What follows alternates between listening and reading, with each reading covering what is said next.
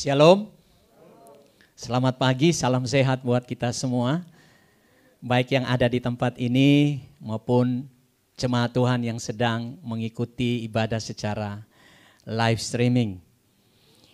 Pertama-tama saya berterima kasih kepada Tuhan Yesus dan kepada Bapak dan Ibu Gembala, Ibu Tres dan Badan Pengurus Jemaat, serta hamba-hamba Tuhan, serta seluruh jemaat yang boleh memberikan saya kesempatan lagi untuk dapat berdiri di tempat ini menyampaikan firman Tuhan buat kita semua. Saya tidak perlu memperkenalkan diri saya lagi karena bagi jemaat Tuhan sudah tidak asing lagi saudara dengan saya karena sudah beberapa kali saya ada di tempat ini. Nah Bapak Ibu Saudara yang kekasih di dalam Yesus Kristus, kemarin Bapak Gembala, Pastor David memberitahukan kepada saya mengenai tema yang kita sedang renungkan sepanjang bulan April ini. Saya senang dengan tema-tema yang Bapak Ibu coba untuk pelajari setiap bulannya, karena saya punya beberapa waktu untuk lihat live streaming Bapak Ibu di YouTube. Dan saya mendengar banyak berkat firman Tuhan baik dari Ibu Tres, Bapak Gembala dan hamba-hamba Tuhan yang berkhotbah. Dan setiap bulan ada temanya ya Pak Gembala. Dan tema kita hari ini, bulan ini dan inilah minggu terakhir tentang kemurnian. Nah Bapak Ibu Saudara yang kekasih, kita sudah mendengar begitu banyak khotbah tentang kemurnian. Paling tidak ada sekitar 4-5 kali dalam bulan ini. Nah saudaraku, hari ini saya mau lihat dari sisi yang berbeda. Apa yang Tuhan taruh di hati saya. Dan saudara, memang ketika saya dapat tema ini, saya bergumul saudara. Ini khotbah yang paling sulit dalam hidup saya. Karena firman Tuhan itu bagaikan pedang saudara yang bermata dua. Jadi ketika saya mau mencoba untuk mempelajari firman Tuhan ini, hati saya kok tertuduh terus saudara. Tertuduhnya apa saudara? Ya tentang kemurnian itu. Tidak mudah saudara. Tetapi tema ini akan membawa kita next level dalam pertumbuhan iman kita. Nah saudara, mari buka satu ayat. Saya akan bawa kita dalam beberapa ayat. Tapi saya mulai dengan ayat ini, Matius pasal yang ke-5, ayat yang ke-8. Firman Tuhan berkata, berbahagialah orang yang suci hatinya, karena mereka akan melihat Allah. Saudara, kita sudah belajar tentang apa itu kemurnian. Kita sudah belajar bagaimana kita mengalami kemurnian dalam hidup ini. Hari ini saudara, saya ingin mengangkat satu tema dari ayat ini tentang tujuan kemurnian hati.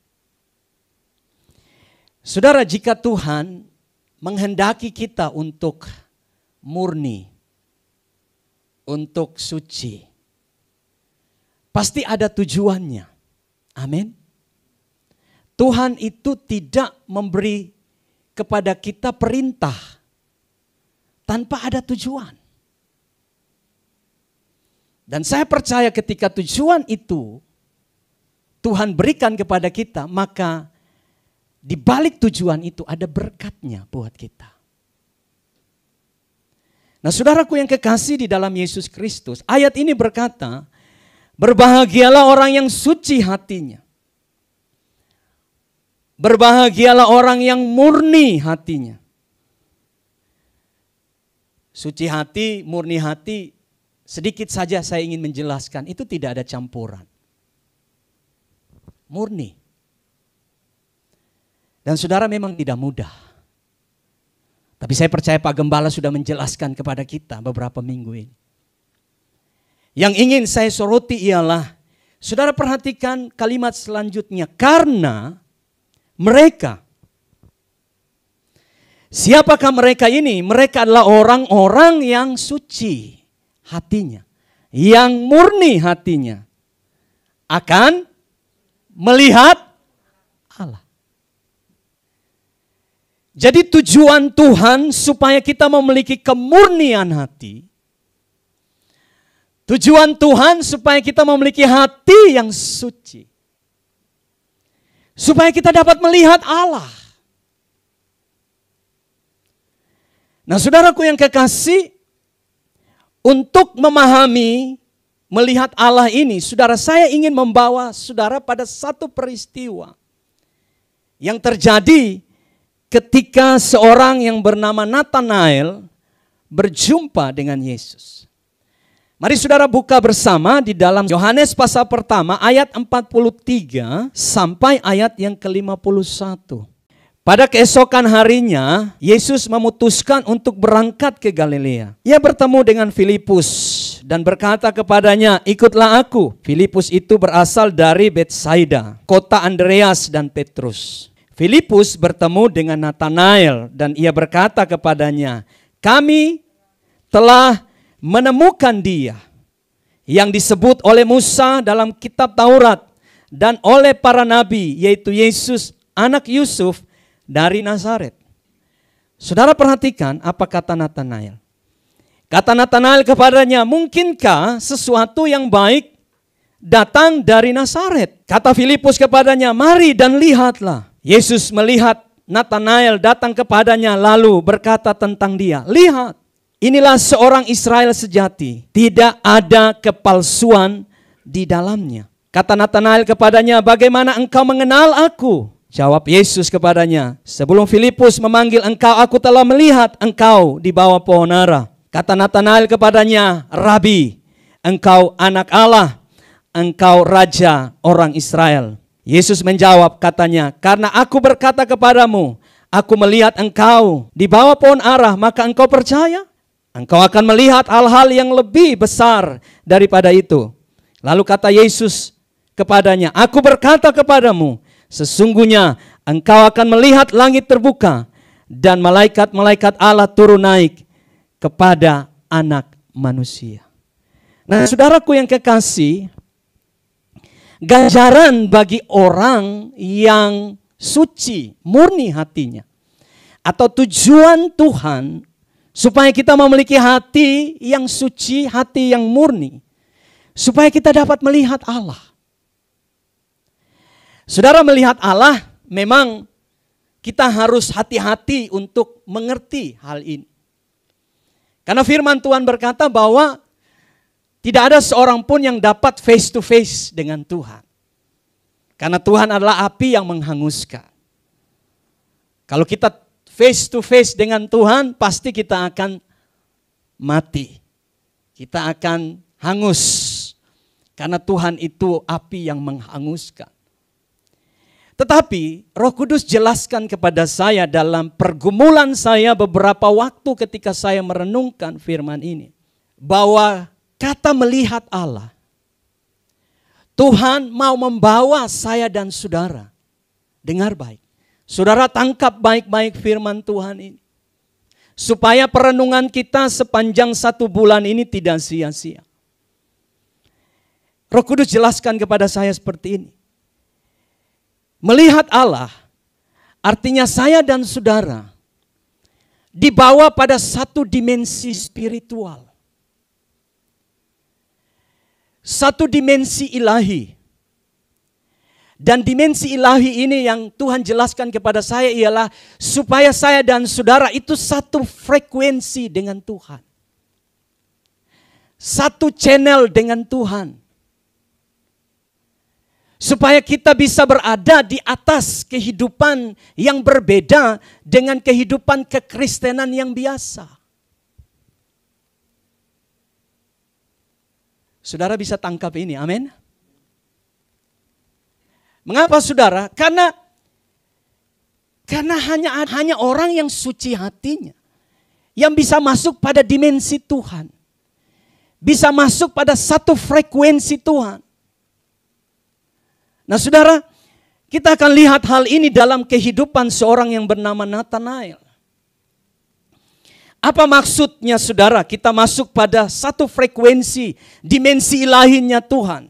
Karena banyak orang Kristen hari ini merasa, saya udah Kristen, saya udah datang gereja, saya sudah melayani Tuhan. Tetapi dia belum masuk pada satu level, satu dimensi ilahi yang Tuhan mau buat dia. Sehingga kehidupan rohaninya hanya bolak-balik seperti itu saja. Tidak ada satu terobosan ilahi yang terjadi. Tidak ada satu breakthrough, satu hal yang luar biasa yang Tuhan mau buat dalam hidupnya. Hidupnya akan sama.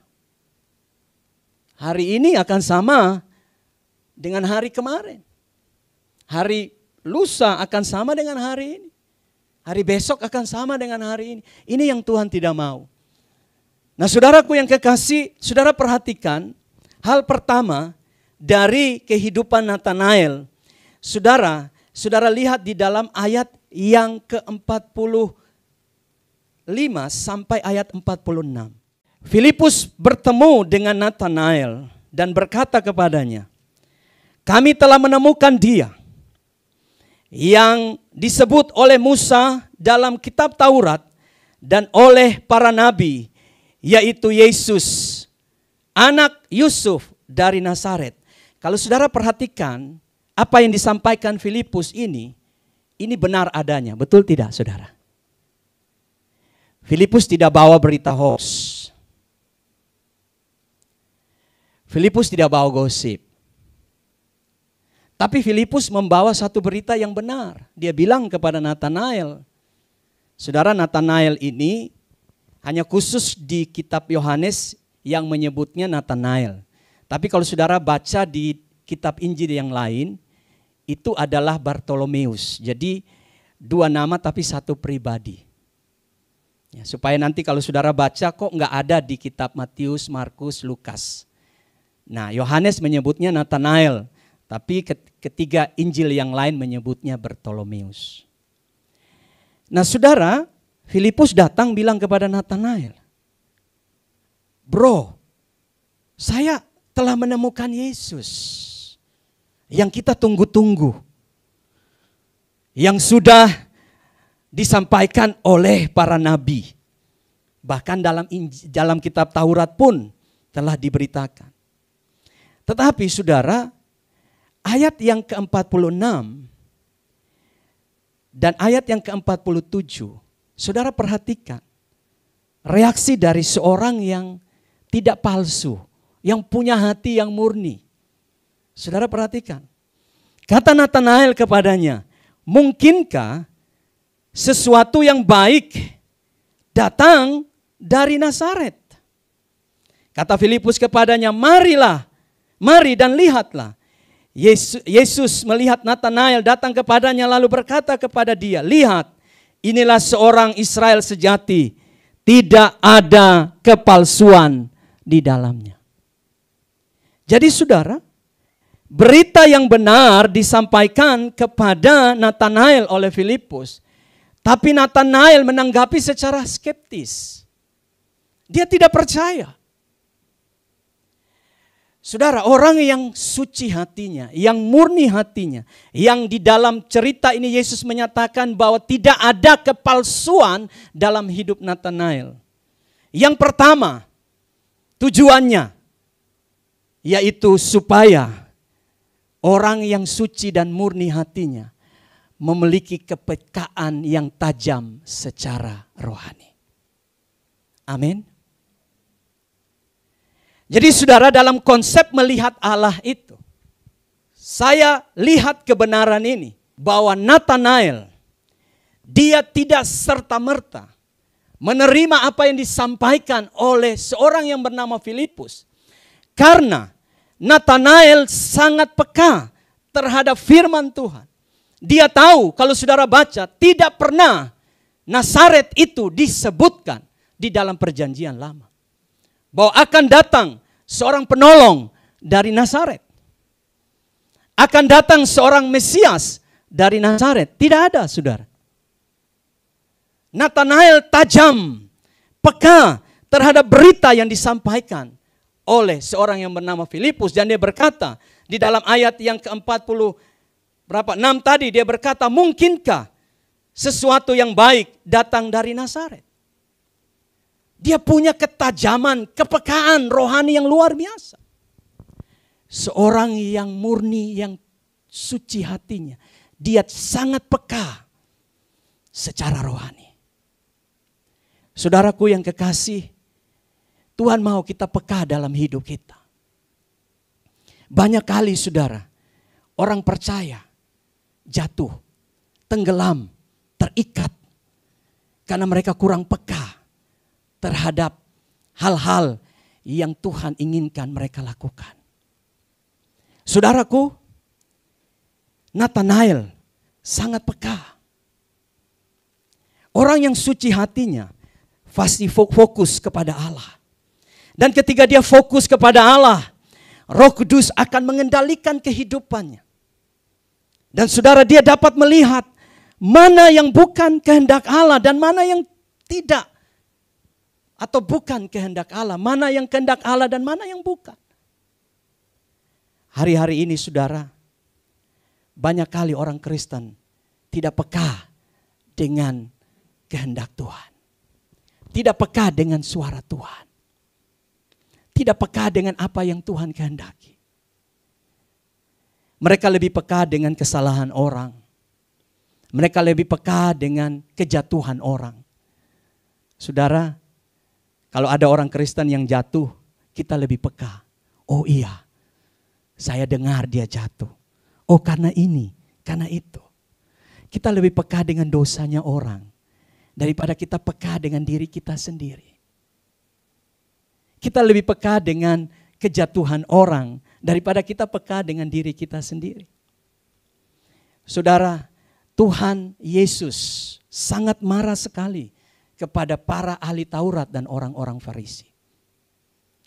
Mereka adalah orang-orang yang mengenal dan mengajarkan firman Tuhan. Mereka peka dengan dosa orang-orang lain. Mereka peka dengan kesalahan bangsa Israel. Tapi mereka tidak peka dengan diri mereka sendiri.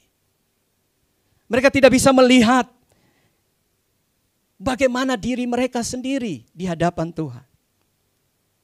Mereka lebih melihat bagaimana orang lain daripada diri mereka sendiri. Saudaraku yang kekasih di dalam Yesus Kristus, ketika saudara suci hati dan murni hatimu, maka Roh Kudus akan memberikan kepekaan yang tajam kepada saudara. Saudara tidak gampang terpeleset dan jatuh. Saudara tidak mudah digoda oleh godaan setan. Saudara tidak mudah untuk dibawa kepada kompromi-kompromi yang membuat saudara terikat. Tetapi saudara akan berkata dengan tegas. Dan saudara akan menolak itu dan berkata, ini adalah sesuatu yang salah. Mengapa saudara? Karena Roh Kudus akan membuat saudara peka terhadap apa yang Tuhan tidak mau di dalam hidup saudara. Tuhan tidak mau saudara lakukan.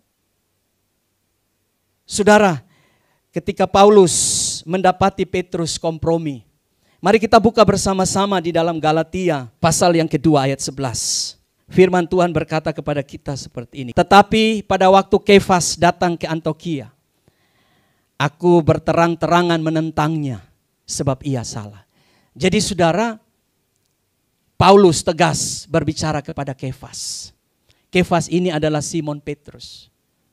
Dia menentang Kefas sebab Kefas itu salah. Apa kesalahan daripada Kefas atau Simon Petrus ini? Ayat yang ke-12. Karena sebelum beberapa orang dari kalangan Yakobus datang, ia makan sehidangan dengan saudara-saudara yang tidak bersunat.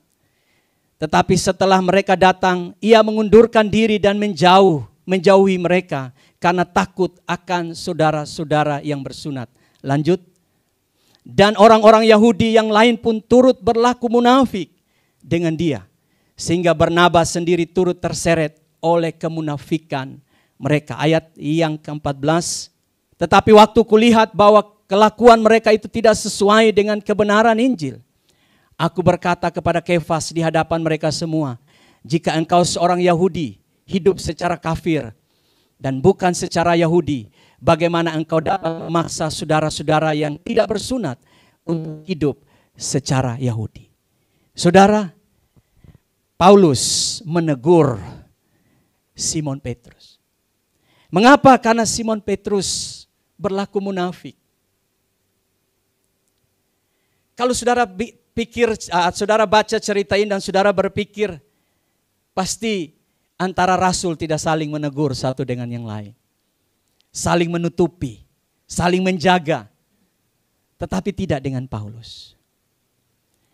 Paulus hidup di dalam kemurnian hati. Saudara buka satu ayat, Kisah Para Rasul pasal 23 ayat 1. Sambil menatap anggota-anggota mahkamah agama, Paulus berkata, "Hai saudara-saudaraku, sampai kepada hari ini aku tetap hidup dengan hati nurani yang murni di hadapan Allah." Saudara, Paulus konsisten dalam hidup yang murni, hati yang murni di hadapan Allah. Sehingga ketika dia melihat rekan sepelayanan yang bernama Kefas Simon ini, ketika Simon hidup munafik, saudara, dia tidak turut ambil bagian di dalam kemunafikan itu. Dia tajam di dalam hal rohani. Dia peka terhadap apa yang Roh Kudus tidak mau. Dan dia menegur Simon ini dan dia berkata, "Engkau munafik.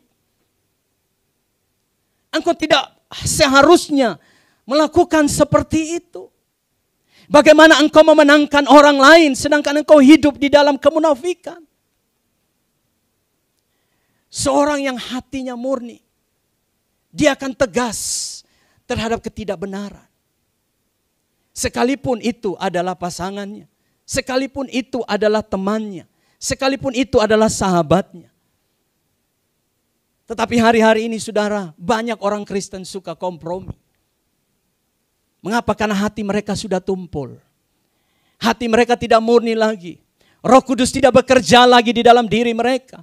Sehingga ketika mereka melihat ketidakbenaran, mereka akan berkata, fine-fine saja. Toh hari Minggu kita akan datang dan kita akan mohon ampun. Kita akan bertobat, Tuhan pengasih dan penyayang.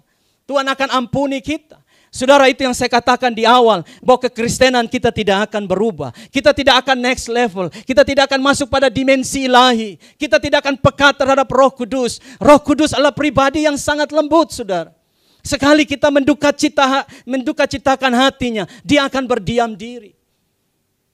Tetapi kalau engkau peka terhadap apa yang ada, yang Roh Kudus katakan, jika itu salah, katakan salah. Jika itu benar, katakan benar. Amin, saudara. Saudara, saya sebagai seorang gembala, kepala rumah tangga, suami. Dan saya juga sekolah, saudara. Tetapi ketika saya salah, istri saya tegur saya. Dia katakan, Papa salah. Papa punya keputusan gak sesuai. Sepertinya saya melihat ada kekeliruan di sana. Saudara, kalau saya seorang yang tidak punya kepekaan, maka saya menilai itu sebagai sebuah serangan buat saya. Kamu tahu apa? Kamu istri, sekalipun kamu juga kuliah. Tapi kan saya adalah imam. Berapa banyak suami-suami yang seperti itu, saudara. Yang menganggap bahwa dia lebih daripada istrinya. Pada seringkali Tuhan pakai istri untuk negur suami. Amin. Suami-suami di tempat ini. Amin. Iya. Dan saudara, saya kemudian merasakan bahwa Roh Kudus berbicara, dengarkan apa kata istrimu.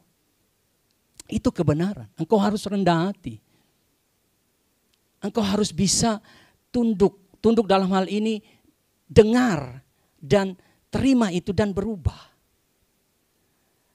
Saudara, kadang-kadang kita tidak mau buka hati. Mengapa? Karena hati kita tidak murni. Hati yang murni fokus sama suara Roh Kudus, dia akan peka. Amin, saudara. Nah, hari ini, saudara, mari saudara peka dengan hidup saudara.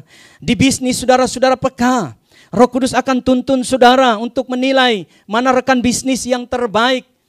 Roh Kudus akan tuntun saudara untuk melihat mana teman-teman yang pantas saudara bergaul dengan mereka. Saudara akan dituntun Roh Kudus untuk peka terhadap bagaimana saudara mengambil keputusan-keputusan dalam hidup saudara. Bagaimana cara saudara mendidik anak. Itu juga butuh tuntunan Roh Kudus. Kemarin anak saya pulang, saudara. Dia SMP, dia baru melayani Dia main keyboard di acara paskanya, anak kedua saya. Dia bilang sama saya lihat dia agak stres, saudara. Ya, agak capek dan sepertinya kurang bergairah. Saya tanya kenapa? Namanya Jeskiel. Kenapa Jeskiel? Lalu dia bilang, Papa, tadi habis pelayanan saya disuruh tunggu sama teman-teman yang melayani. Ada briefing sesudah pelayanan. Terus itu kan bagus. Lalu dia bilang, tidak apa-apa. Ada satu cewek yang saya suka, yang saya mau ngomong dengan dia. Ya ampun, saudara. Anak ini pendiam.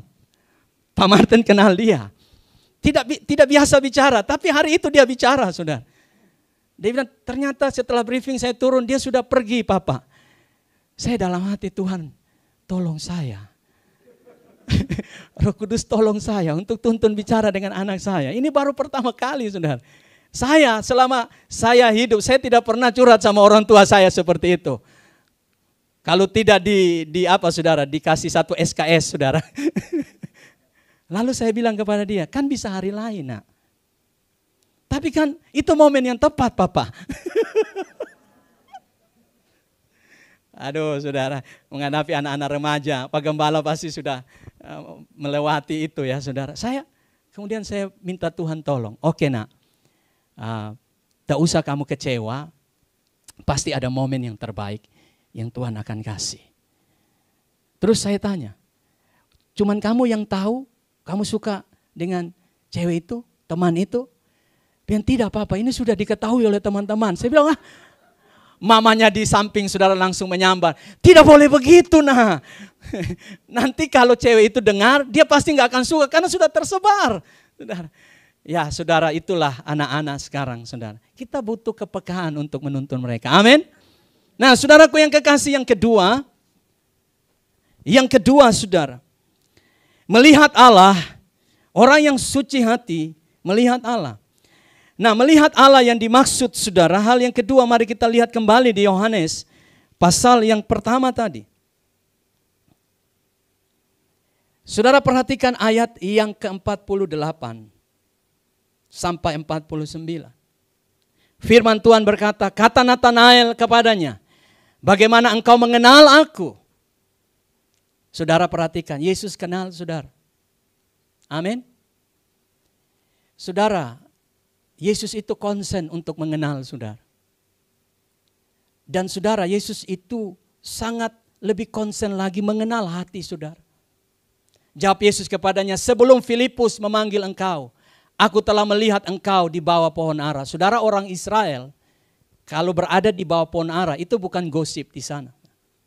Bukan cuma nongkrong minum kopi di sana, tidak. Tetapi ketika mereka ada di bawah pohon ara, mereka sedang menyelidiki kitab Taurat. Mereka sedang belajar tentang kitab Taurat. Mereka sedang mempelajari perjanjian lama. Jadi Filipus saat itu sedang mempelajari perjanjian lama. Dia sedang belajar.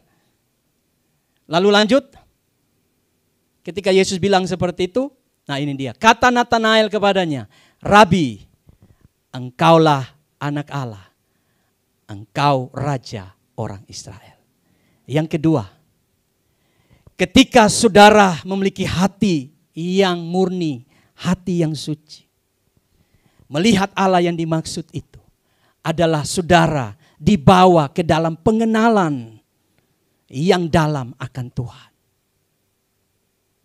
Natanael peka. Dia katakan, Filipus, tidak ada yang baik dari Nazaret. Sekalipun seolah-olah dia menolak pemberitaan Filipus, tapi dia sangat tajam. Dan ketika dia berjumpa dengan Yesus, orang yang murni hatinya akan dibawa Tuhan di dalam pengenalan yang lebih dalam kepada Tuhan. Ada amin. Natanael berkata, Rabi, Guru, engkau adalah anak Allah. Engkau raja orang Israel. Saudara, ketika engkau punya hati yang murni, hati yang suci, gampang buat Tuhan untuk membawa engkau mengenal Tuhan. Sangat mudah buat Tuhan untuk membentuk hatimu, untuk menaruh kerinduan, menaruh kegairahan, menaruh kesungguhan untuk mengenal Dia. Saya tidak mau menjelaskan lagi tentang hati itu adalah pusat segala-galanya. Itu sudah dijelaskan oleh Bapak Gembala. Karena dari hati itu terpancar segala-galanya. Bukan sesuatu di luar yang menajiskan kita. Tapi sesuatu yang dari dalam itu yang menajiskan kita. Dan saudara, ketika engkau punya hati yang murni, hati yang suci, maka engkau akan melihat seperti Nathanael melihat. Ketika dia melihat Yesus, dia melihat satu pribadi yang berbeda. Dan dia berkata, sungguh engkau adalah anak Allah. Dia benar-benar mengenal siapa Yesus. Pengakuan ini sesudah itu akan dilakukan oleh Simon Petrus, tetapi sudah dimulai oleh seorang yang bernama Nathanael. Saudaraku yang kekasih di dalam Yesus Kristus, Tuhan mau bawa saudara pada level pengenalan yang lebih. Ada amin. Tidak sekedar kita tahu tentang Tuhan. Banyak orang tahu tentang Tuhan. Bahkan iblis pun tahu tentang Tuhan. Saudara, hari-hari ini banyak berkembang video-video yang seolah-olah orang-orang tahu tentang Tuhan. Hanya untuk konten dan sebagainya, saudara bisa lihat. Orang-orang berbicara tentang Tuhan, berbicara tentang Yesus. Tetapi mereka tidak kenal Dia. Ada orang yang ditanya, kamu sembuh karena siapa? Karena Yesus. Bagi kamu siapa? Yesus penyembuh. Kata siapa? Karena saya sembuh. Dan kata pendeta saya bahwa Yesus itu penyembuh. Banyak orang tahu tentang Yesus. Tapi tidak kenal Dia. Rasul Paulus berkata kepada kita, Filipi pasal 3 ayat 10, saudara. Firman Tuhan berkata, yang ku kehendaki ialah mengenal Dia dan kuasa kebangkitannya dan persekutuan dalam penderitaannya, di mana aku menjadi serupa dengan Dia dalam kematiannya. Saudara, tujuan Paulus cuma satu, ialah mengenal Yesus. Pengalaman dia dalam perjalanan dari Damaskus, itu adalah titik poin dia berbalik kepada Tuhan. Ketika dia melihat cahaya kemuliaan, dia mendengar suara. Dan suara itu berkata, Saulus, mengapa engkau menganiaya aku? Dia bertanya, siapakah engkau? Yesus berkata, aku Yesus.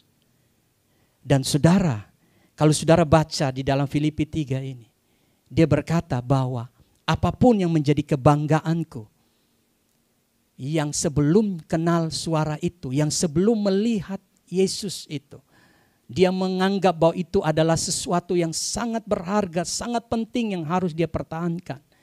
Tetapi pada akhirnya dia berkata, itu adalah sampah. Yang ku kehendaki, niatku, keinginanku terbesar dalam hidupku adalah mengenal Dia. Mengapa? Karena hatinya sudah murni, sudah suci. Sehingga kerinduan itu Tuhan taruh di hatinya untuk mengenal Dia. Pertanyaan hari ini, kalau saudara tidak punya kerinduan kenal Tuhan, maka saudara harus koreksi hati saudara. Saudara harus koreksi, apakah hati saya murni di hadapan Tuhan atau tidak. Ataukah saya punya agenda, saya punya tujuan sendiri dalam hidup saya. Apakah saya punya motivasi sendiri di dalam kekristenan ini? Saudara tidak akan pernah mengenal, tidak akan pernah terbuka pewahyuan itu dalam hidup saudara. Kata mengenal di sini memakai kata ginosko. Saudara, ginosko artinya dia mengenal karena dia mengalami. Jadi saudara, kita mengenal Tuhan karena kita mengalami Tuhan. Saudara tidak akan mengenal Tuhan hanya sekedar disampaikan firman kepada saudara. Oh, saya tahu kata pendeta itu Tuhan seperti ini. Saya tahu kata Tuhan karena kata gembala saya seperti ini. Tetapi ketika saudara mengalami Tuhan, ketika hati saudara murni, saudara punya hati suci, Tuhan akan menyingkapkan pewahyuan-pewahyuan baru dalam hidup saudara. Tuhan akan datang memperkenalkan dirinya kepada saudara.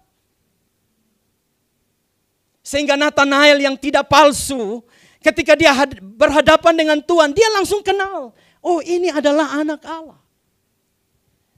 Banyak orang Kristen di dalam gereja, bertahun-tahun, tetapi dia tidak mengenal dengan benar siapa itu Tuhan. Sehingga ketika tantangan datang, ujian datang, gampang goyah, gampang kecewa, gampang mundur.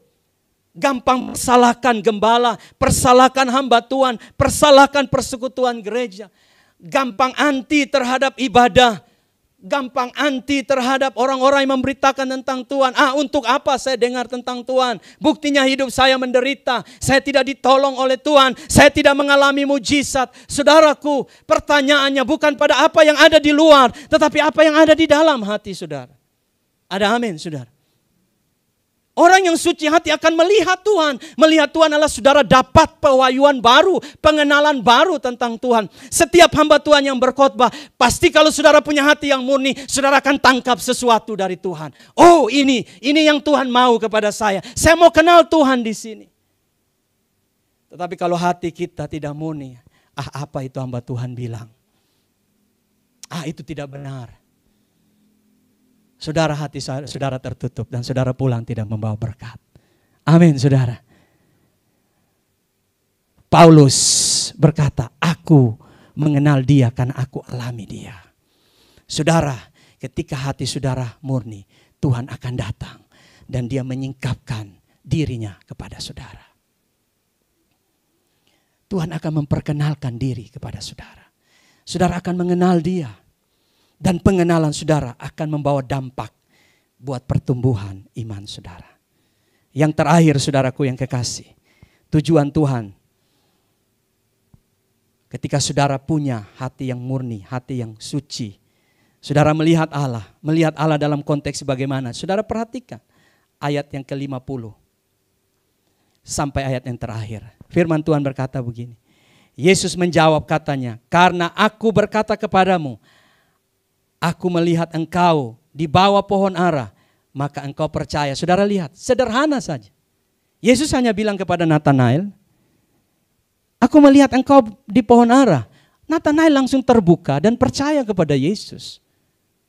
Dan saudara, ketika Nathanael mengakui itu, apa yang Yesus katakan kepada Nathanael? Saudara perhatikan, karena aku berkata kepadamu, aku melihat engkau di bawah pohon ara, maka engkau percaya. Engkau akan melihat hal-hal yang lebih besar daripada itu. Lalu kata Yesus kepadanya, aku berkata kepadamu, sesungguhnya engkau akan melihat langit terbuka dan malaikat-malaikat Allah turun naik kepada anak Allah. Yang terakhir, izinkan saya sampaikan kebenaran penting ini.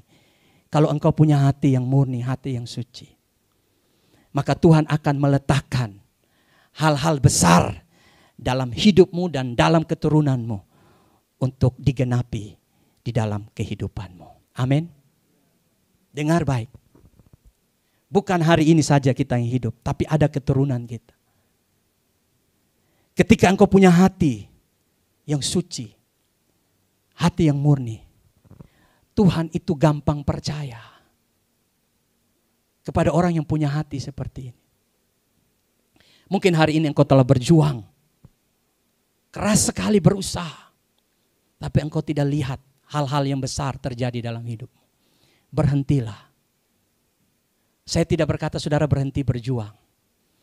Tetap berjuang tapi berhentilah. Dan kemudian saudara mengoreksi hati saudara. Saudara, mengapa ada orang yang lebih dipercaya untuk mengerjakan hal besar? Dan di antara mereka ada yang tidak. Mengapa saudara? Mengapa ada orang Kristen yang kelihatannya berbeda dari orang Kristen yang lain? Kok dia gampang dipercaya oleh Tuhan? dia gampang mendapat hal-hal besar dari Tuhan? Kok dia gampang mendapat mujizat Tuhan? Kok dia gampang dapat pertolongan Tuhan? Saudara, banyak alasan, tetapi saya mau bawa saudara. Karena Tuhan percaya kepada dia. Amin. Tuhan percaya kepada hati yang murni. Yang tidak punya agenda yang lain. Agendanya cuma Tuhan. Saya tidak bilang rumah tangga saudara tidak penting. Pekerjaan saudara tidak penting. Saya tidak bilang studi saudara tidak penting. Tidak, semua penting. Tetapi seringkali itu mengaburkan yang paling penting dalam hidup kita, yaitu Tuhan. Kita hanya datang cari Tuhan ketika saudara ketemu dengan masalah. Ketemu dengan persoalan. Ketemu dengan tembok yang saudara tidak bisa tembus. Lalu saudara, oh ingat ada Tuhan. Baru saudara cari Tuhan. Saudara, orang seperti itu tidak punya hati yang murni. Yakub, seorang penipu. Tetapi ketika dia melihat Tuhan di sungai Yabok, dia bergumul dengan Tuhan. Saudara perhatikan, Yakub bilang, aku telah melihat Tuhan. Dan pada saat itu saudara, dia takut ketemu dengan Esau. Tetapi waktu dia ketemu dengan Tuhan, kakaknya yang mau bunuh dia, yang dalam tanda kutip adalah musuhnya, yang mau menghancurkan dia, Tuhan damaikan. Dan dari Yakub terpancar 12 suku Israel. Yakub ketemu Tuhan. Dan Tuhan percaya kepada dia. Hari ini saudara, seperti Nathanael, Tuhan berkata, engkau akan melihat hal-hal yang besar. Tuhan mau percaya hal-hal besar dalam hidup saudara. Ada amin. Tuhan mau percaya saudara tentang bisnis saudara yang besar. Tuhan mau percaya kepada saudara pelayanan yang besar. Tuhan mau percaya hal-hal yang supranatural di dalam hidup saudara. Persoalannya bukan pada Tuhan yang luar biasa. Tuhan sanggup melakukan apapun dan dia sanggup memberikan kepada siapapun. Tetapi Tuhan mau mendapati hati yang suci dan murni. Di mana dia mau meletakkan perkara besar itu dalam hidup saudara. Dan ketika saudara mengalaminya, saudara akan berkata, ini semua karena Tuhan, bukan karena saya. Ada begitu banyak orang Kristen yang sombong. Dan berkata, ini karena saya. Ketika Tuhan percaya kepada dia sesuatu, pada akhirnya dia jatuh. Saudara, hari ini Tuhan mampu letakkan hal-hal luar biasa dalam hidup rumah tanggamu, anak-anakmu, bisnismu, usahamu.